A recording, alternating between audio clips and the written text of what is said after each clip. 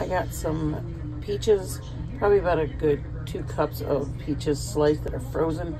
Laid them down in here, put a half a cup of water, and from the half a cup of water, I put in about a half a cup to 3/4 cup of sugar. I put a half a teaspoon of cinnamon just because I'm not a fan of it. I got 1 teaspoon of cornstarch, and I put in about a 1/4 cup of water, slurried it, and now I poured it around. That's why it's thick like that. So now I got my crumble ready. It is 1/2 cup flour, 1/2 cup,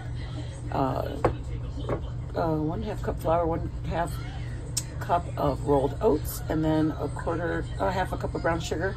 Then I put 3/4 of I would say the whole stick of butter, but I melted it, and then I just kind of mixed it in. So it's actually a melted butter versus cold butter. And then I'm just gonna hold it like that. I'm gonna squeeze it, and I'm gonna put it around in chunks.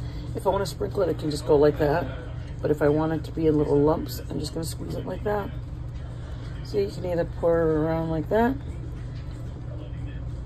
or you can grab it and kind of hold on to it, and it'll make a little, like a little lumps. Kind of do a big chunk like this, and then you kind of drop it off wherever you want it to go. So the inside of the pan, peaches, some water, half a cup of water because they were frozen, remember? So after I put that in, I put a half a teaspoon of cinnamon, and then I put 1 cup of sugar. You can go less than that if you don't want that much. I just want mine to be sweet.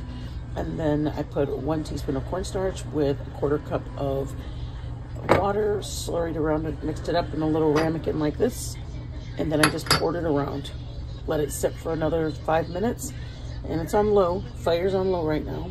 And now I'm gonna put my crumble and stick it in the oven on 350 for about 20 minutes. And all it's gonna do is just toast up the top.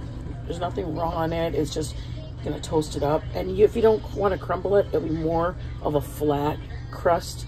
I like the crumbles. You can put pecans in it. I like pecans in mine also, but I'm gonna make another meal or another dessert with the pecans, so I don't want to use my pecans. Crumble it like that, and then you can just break it. And then there's little chunks everywhere. All right, guys, that's it. I'm gonna bake it for about 20-25 minutes at 350. Thanks.